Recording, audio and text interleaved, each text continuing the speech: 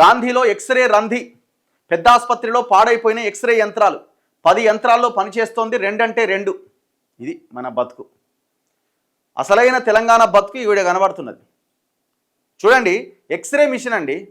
X ray, ఇది MRI కాదు, CT scan కూడా కాదు. ఎక్స్రే మిషన్ పనిచేస్తలేవట మన హాస్పిటల్స్లో. ఎంత దారుణంగా మనం ఉన్నామన్నది ఒక్కసారి అర్థం చేసుకోవాలి. ఇప్పుడు మీరు వెళ్ళి అడగండి, ఏంటిది, ఏ హాస్పిటల్ ఇది, ఏ హాస్పిటల్లో కూడా పనిచేస్తలేవట. ఇది గాంధీ ఆసుపత్రి. మీరు వెళ్ళి సూపరింటెండెంట్ని అడగండి, ఏమైంది సార్ అంటే బడ్జెట్ లేదు. బడ్జెట్ ఎందుకు, గవర్నమెంట్ ఇస్తలేదు. 4% బడ్జెట్ కేటాయిస్తే వైద్యానికి, నీకు ఎక్స్రే మిషన్లు కాదు కదా, ఆడ స్వీపర్లకి జీతాలు కూడా ఉండేవి. ఊడుస్తందుకు ఆ చీపురు కట్టలు కూడా రావు. 4% బడ్జెట్ మనం వైద్యం కోసం కేటాయిసిన. ప్రజలారా అర్థమవుతుందో లేదో మీకు తెలియదు, నాకైతే తెలియదు. కానీ ఒక్కసారి ఆలోచించండి.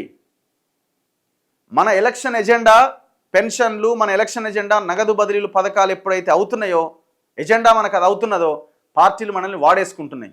అసలు ఖర్చు పెట్టాల్సిన వైద్యం మీద, విద్య మీద ఖర్చు పెట్టట్లే. ఎక్స్రే మిషన్ పని చేయకపోతే ఇక మన బతికెందుకు?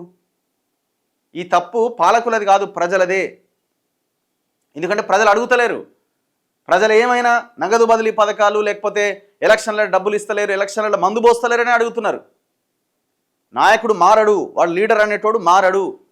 ప్రజలు మార్చాలి వాడిని మార్చడం కూడా భయపెట్టాల. నువ్వు గనక ఈ ఎజెండాతో పని చేయకపోతే నీకు ఓట్లేయము అనే ఆలోచన ఎప్పుడైతే వస్తుందో ఆటోమేటిక్గా అందులోకి వస్తాడు. ఇంత పెద్ద మూమెంట్ జరిగిన తర్వాత కూడా 10 ఏళ్ళుగా మనం మాట్లాడుతుంది, అరే హెల్త్కి బడ్జెట్ లేదు, విద్యకు బడ్జెట్ లేదు అన్నా కూడా, ఈ వచ్చిన గవర్నమెంట్ కాంగ్రెస్ కూడా గదే 4% బడ్జెట్ కేటాయించిందంటే ఎక్కడున్నాం మనం? ఇగో, నా భర్త మాణిక్రావు వారం రోజుల కింద భవనం పై నుంచి కింద పడ్డాడు.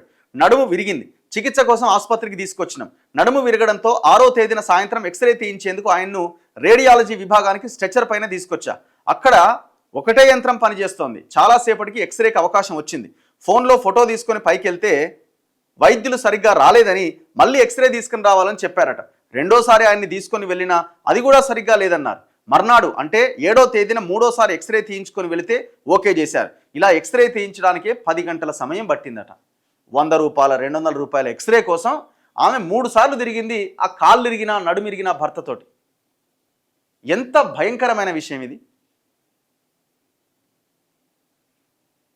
స్మార్ట్ ఫోన్ ఉంటేనే రిపోర్ట్లు ఇస్తున్నారట. ఏం దుర్మార్గం ఇది.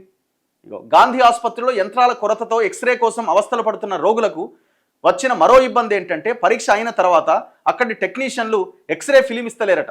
ఎక్స్రే తీశాక స్మార్ట్ ఫోన్ ఉందా అని అడుగుతున్నారట. వారి వద్ద నుంచి ఫోన్ తీసుకొని ఎక్స్రే రిపోర్ట్ను ఫోటో, వీడియో తీసి ఇస్తున్నారట. అంటే సదరు రోగులు ఆ స్మార్ట్ ఫోన్లోని ఫోటో వీడియోను వైద్యులకు చూపించి చికిత్స చేయించుకోవాల్సిన పరిస్థితి.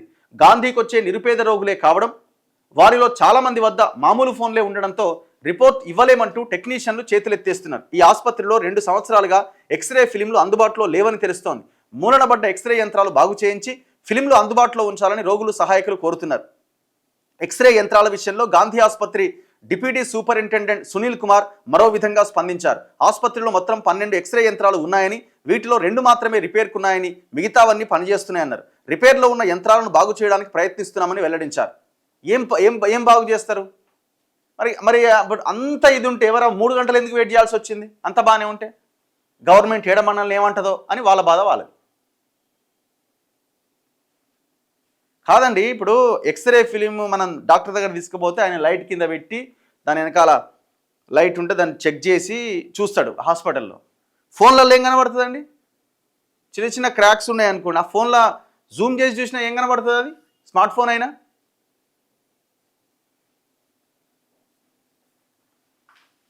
ఈయన నెంబర్ మన దగ్గర ఉండాలా. సునీల్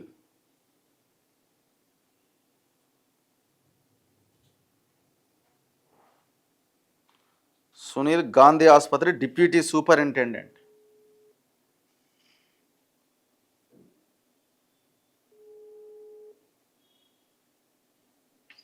హలో, నమస్తే అండి. సార్, ఒక చిన్న వార్త, ఇవాళ ఒక వార్త వచ్చిండే, ఈ ఎక్స్రే యంత్రాలు ఖరాబ్ అయినాయి గాంధీ ఆసుపత్రిలో, అసలు పనిచేస్తలేవు, 2 పనిచేస్తున్నాయని. ఇది మేము లైవ్లో ఉన్నాము, మిమ్మల్ని లైన్లోకి తీసుకున్నాను నేను. చెప్పండి రఘు. అదే ఇందులో వాస్తవం ఎంత సార్? మరి ఇప్పుడు వార్త అయితే చాలా క్లియర్ గా వీళ్ళు రాశారు, ఆంధ్రజ్యోతిలో ఈ వార్త వచ్చింది. Okay okay. వాళ్ళ అయితే ఎగ్జాంపుల్స్ తో ఇప్పుడు సహా రాశారు, ఏ పేషెంట్ ఎప్పుడు వచ్చిండు, ఎన్నిసార్లు వచ్చి ఎక్స్రే తీయించుకున్నారని. అది కరెక్ట్ వాస్తవం కాదు రఘు గారు. ఏంటంటే ఇప్పుడు ఆ, కొన్ని ఎక్స్రేస్ ఉంటాయి కదా, రిపేర్లు అవుతుంటాయి కదా, అప్పుడప్పుడు కొన్ని రిపేర్స్ అయితే ఈ మిషన్ మీకు తెలుసు కదా. ఆ, అయితే మామూలుగా అయితే 11 పైన ఎక్స్రేస్ ఉన్నాయి. ఆ. ఎక్స్రే అవి కాకపోతే ఒక 2 రిపేర్ పోతుంటాయి, ఆ 2 రిపేర్ పోయినాయి, మిగతా వర్కింగ్ లో ఉన్నాయి. మరి ఇప్పుడు ఒక ఆమె 3 సార్లు తిరిగిందట కదా, 3 సార్లు తిరిగితే తప్ప 10 గంటల సమయం పట్టిందట ఒక ఎక్స్రేకి. అంత సమయం ఎందుకు పడుతుంది సార్? అంటే మీకు తెలుసు కదా, ఈ లైన్ ఉంటుంది మనకి almost daily hundreds of x-rays అయితే. సిటీ స్కాన్స్ నీడి 100-200 అయితే, ఎంఆర్ఐస్ అయితే 100. ఆ, సో ఎక్స్రే ఫిలిమ్స్ చాలా ఉంటుంది కౌంట్. ఆ. ఆల్మోస్ట్ 300-400 మంది ఉంటారు. ఎమర్జెన్సీ ఉంటది, మరి elective దీనికి ఉంటది. సొల్యూషన్ ఏంటి సార్? ఇప్పుడు 10 గంటల పేషెంట్ నడు విరిగిన, కాలు విరిగిన పేషెంట్లు అన్ని గంటలు, ఇప్పుడు ఎక్స్రే అంటే మనం మామూలుగా ఇట్లా పోతే ఇట్లా వచ్చేస్తాం బయట అయితే. అవును అవును. మరి దీనికి సొల్యూషన్ ఏంది? దీనికి మిషన్లు పెంచాలనా లేకపోతే ఎట్లా? మిషన్ డెఫినెట్లీ రిక్వైర్మెంట్ ఉంది. ఇప్పుడు గాంధీ హాస్పిటల్ రోజు ఇప్పుడు ఎన్ని మిషన్లు అయితే మీకు సెట్ అవుతుంది సార్? ఇప్పుడు సరిపోతే ఇంకా కొన్ని ఎక్కువ టైం మాత్రం మీరు అన్నట్టు ఈ వెయిటింగ్ పీరియడ్ అని ఉండదు. ఒక మిషన్ ఎంత ఉంటుంది సార్ ఎక్స్రేది? ఇది కంపెనీ బట్టి ఉంటుంది. ఆల్మోస్ట్ ఒక కరెక్ట్ గా రేట్ అంటే నేను మీకు చెప్తాను. యావరేజ్ గా ఎంత లేకుండా ఒక 25-50 lakhs వరకు ఉండొచ్చు. ఓకే, 25 lakhs అనుకుందాం అంటే యావరేజ్. అవి సైజ్ ఉంటుంది, 500 mA ఉంటది, 600 mA ఉంటాయి, అట్లా దాన్ని బట్టి కెపాసిటీ బట్టి. ఓకే. ఇప్పుడు ఈయన ఎవరు? డాక్టర్ శేషాద్రి అట, మరమ్మతుల కోసం డబ్బులు ఇచ్చినాం ఇంకా రిపేర్కి పోయినాయి అంటుండట. ఒక వాస్తవం అది. రిపేర్కి పోయినాయి, ఇంకా వెయిటింగ్ అనమాట. మిగతా నడుస్తున్నాయి ఎక్స్ప్రెస్, అదేం ప్రాబ్లం లేదు. కొంచెం వెయిటింగ్, మీరు అంటే వెయిటింగ్ ఉంది, రష్ వల్ల వెయిటింగ్ ఉండొచ్చు. ఓకే అండి, థ్యాంక్ యూ. రైట్. చూడండి, ఆయన కూడా కొంచెం ఇన్ఫర్మేషన్, గవర్నమెంట్ని ఏం అనొద్దు కదా, మళ్ళీ ఏమనంటే మళ్ళీ ఇబ్బంది, ఎట్లా మాట్లాడినా నువ్వు అని అంటారు. 25 లక్షల మిషన్ 10 మిషన్లు తెచ్చి పడేయచ్చు కదా. ₹1 కోటి పెడితే 2-3 మిషన్లు వస్తాయి ఆడ. 10 కోట్లు పెడితే అయిపోతుంది కదా. అసలు ఒక బిల్డింగ్ కట్టి ఇది ఎక్స్రేలకి, ఈ డయాగ్నోస్టిక్ సెంటర్ కోసమే పెట్టవచ్చు కదా. అంత పెద్ద ప్లేస్ ఉంది, వ్యవస్థ ఉన్నది, ఎంప్లాయీస్ని రిక్రూట్ చేసుకోవచ్చు కదా. ఇది కూడా చేయలేమా మనం? ఎంత ఘోరం చూడండి. దయచేసి రాబోయే ఎలక్షన్స్లో ఈ విద్యా వైద్యం ఎజెండా కింద మనం ఓట్లేస్తే మనమైనా బాగుపడతాం. పార్టీలు చాలా క్లియర్గా రేపు ఏదన్నా ఒక ఎమోషన్ ఇష్యూతో మన ముందుకు వస్తారు. ఏదన్నా ఎమోషన్ ఇష్యూతో, గతంలో తెలంగాణ వస్తే చాలు మిగతా అని తర్వాత అన్నారు, తెలంగాణ వచ్చింది. మొన్నటిదాకా మళ్ళీ కేసీఆర్ పోతే చాలు, మళ్ళీ ఏమన్నా వస్తుందా, కేసీఆర్ పోయిండు. ఇప్పుడు రేపు పొద్దున కాంగ్రెస్ పోతే చాలు, లేకపోతే ఇంకోటి వస్తే చాలని మళ్ళీ ఇంకొక మూమెంట్ స్టార్ట్ అవుతుంది. విద్యా వైద్యం ఎజెండాగా మనం పనిచేస్తే అన్నీ సెట్ అవుతాయి. దయచేసి ఇది ఆలోచించాల్సిన అవసరం ఉన్నది. ఎక్స్రే మిషన్ లేకపోతే ఇంక మనం బతికేందుకు చెప్పండి? ఎక్స్రే మిషన్ లేకపోతే ఇంక మనం బతికేందుకు గవర్నమెంట్ హాస్పిటల్లో?